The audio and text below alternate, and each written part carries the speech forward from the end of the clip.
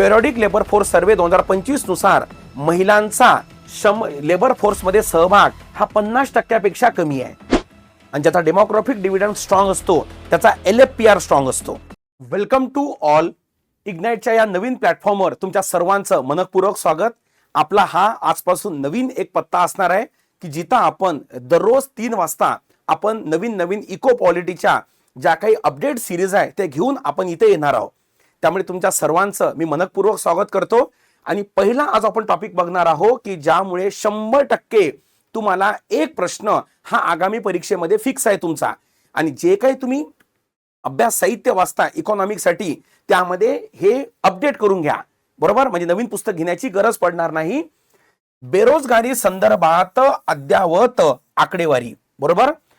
आपण म्हणतो ना गरिबीची आकडेवारी, बेरोजगारीची आकडेवारी हे करावी लागते, हे तुम्हाला पण माहिती आहे जर PYQ बघितलं तर. गरिबी संदर्भात जी आकडेवारी आहे ती नियोजन आयोग म्हणजे आजचं नीती आयोग प्रसिद्ध करतो. आणि बेरोजगारी संदर्भात जी आकडेवारी आहे त्याचा जो सोर्स आहे तो आहे दरवर्षी येणारा पेरियडिक लेबर फोर्स सर्वे, त्याला PLFS सर्वे म्हणतात. पुन्हा बघा, पेरियडिक लेबर फोर्स सर्वे हा दरवर्षी हा काय होतो, प्रसिद्ध होतो. आणि तो फायनली परवाच्या दिवशी हा प्रसिद्ध झाला. त्यामुळे तुमचं आमचं दोघांचं पण काम आहे की आकडेवारी अपडेट करून घेणे, कारण परीक्षेमध्ये आल्यानंतर फडफड करण्यात काही अर्थ नाही. आधी जमलं पाहिजे, तो पास होण्याचे किंवा ते पास होण्याचे प्रमुख लक्षण आहे. चला ठीक आहे, मला असं वाटतं विषयाला सुरुवात करू आपण.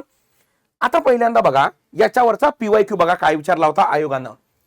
NSSO नुसार श्रमशक्ती म्हणजे काय, म्हणजे इथं कन्सेप्ट बेस्ड प्रश्न विचारला बेरोजगारीवर.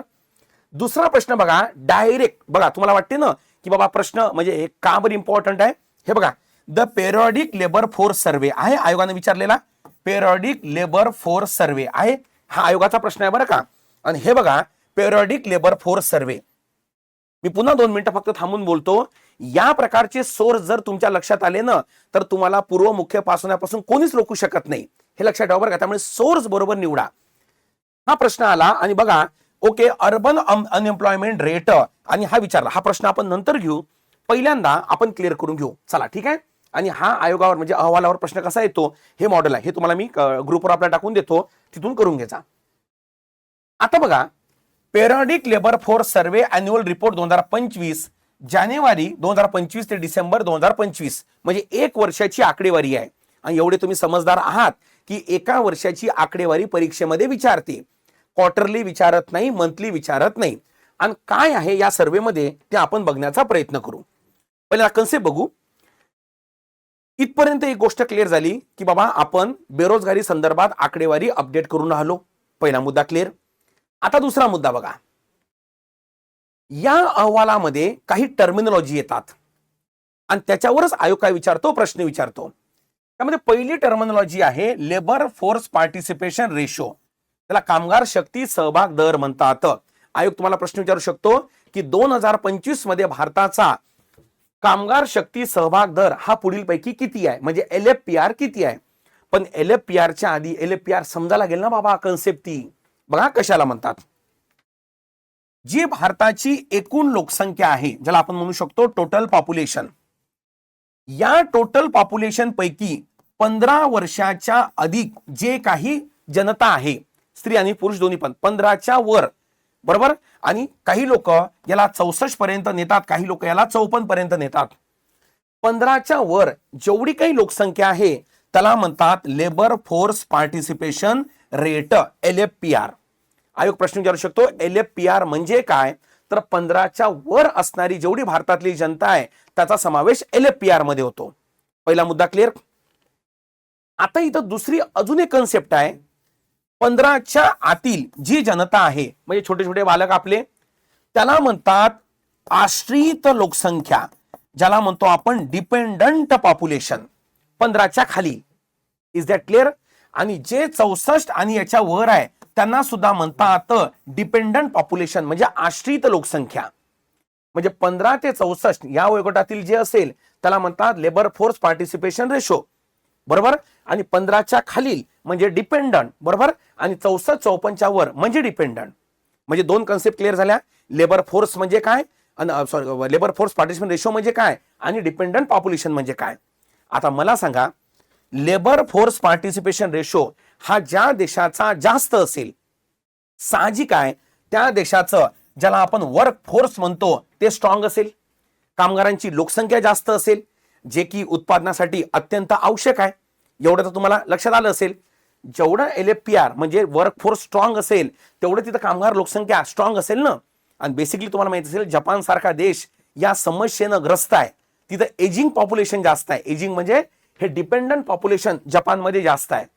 म्हणून म्हणजे त्याचा अर्थ LFPR हा तिथला कमी आहे. समजून आलं? एकदम एकदम हळूहळू चाललो मी, काही प्रॉब्लेम नाही आहे.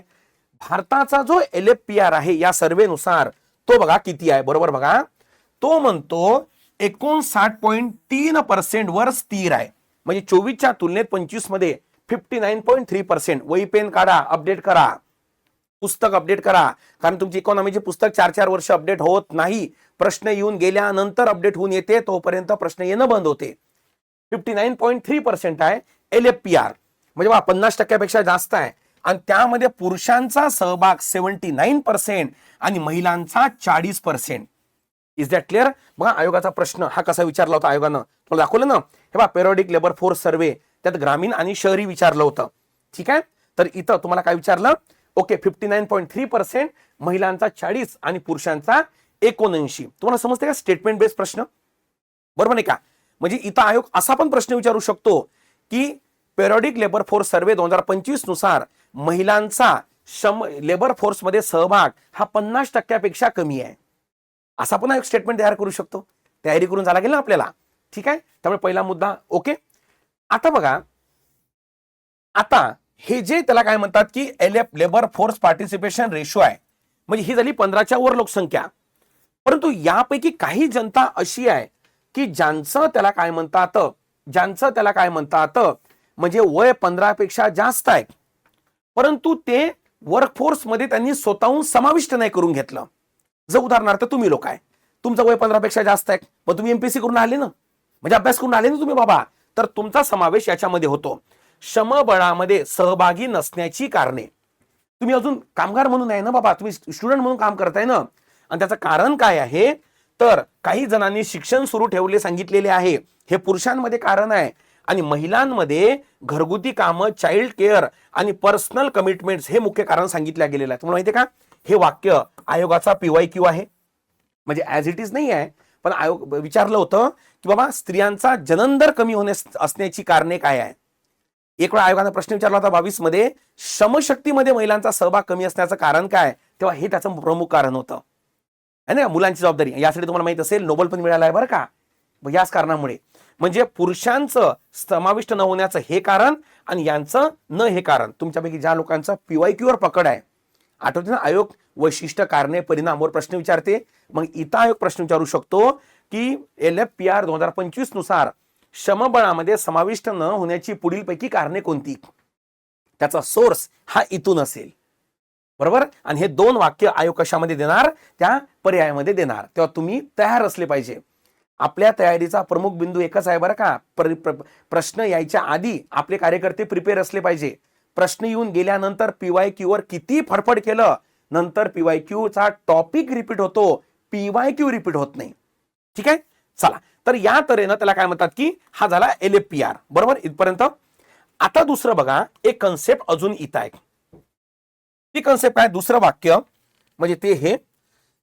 आता बघा, लेबर फोर्स पार्टिसिपेशन रेशो आपण बघितला, ओके, म्हणजे 15पेक्षा जास्त लोकसंख्या. आता यापैकी लक्षात ठेवायचं, अशी लोकसंख्या की जी इकॉनॉमिकली सक्षम नाही आहे.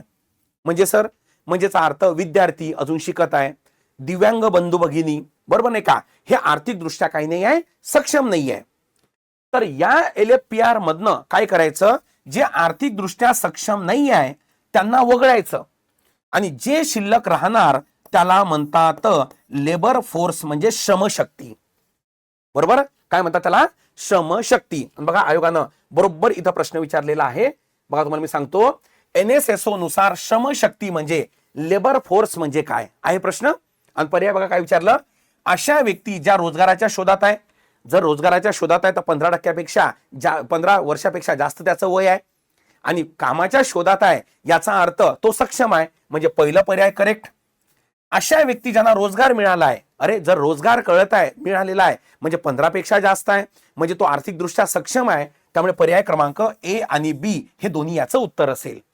आणि इथं जर लॉजिक लावण्याचा प्रयत्न केला जुन्या पॅटर्न नुसार, तुम्ही म्हणाल हे दोन्ही एकमेकाच्या विरोधातले वाक्य आहे, म्हणजे हे कोणतं तरी एक चूक असेल. हा, दोन्ही बरोबर आहे. त्याला म्हणतात काय, लेबर फोर्स म्हणजे श्रमशक्ती. आता बघा पुढे की बरोबर बघा, याला म्हणतात काय, श्रमशक्ती. आणि या श्रमशक्तीपैकी किती लोकांना काय मिळाला रे पोरं हो, रोजगार. किती लोकांना काय मिळाला, रोजगार. आणि यापैकी किती लोकांना रोजगार मिळाला नाही त्याला म्हणतात अनएम्प्लॉयमेंट रेट. ओके, बेरोजगारी दर. बेरोजगारी दर हा श्रमशक्ती सोबत काढला जातो, लक्षात ठेवायचं. हा कोणासोबत नाही, LFPR सोबत काढला जात नाही किंवा टोटल पॉप्युलेशन सोबत काढला जात नाही. बेरोजगारी दर हा लेबर फोर्स सोबत काढण्यात येतो. आणि या अहवालानुसार भारताचा जो त्याला काय म्हणतात की बेरोजगारी दर आहे तो 3.1% आहे. ओके, UR चा अर्थ काय होतो, अनएम्प्लॉयमेंट रेट.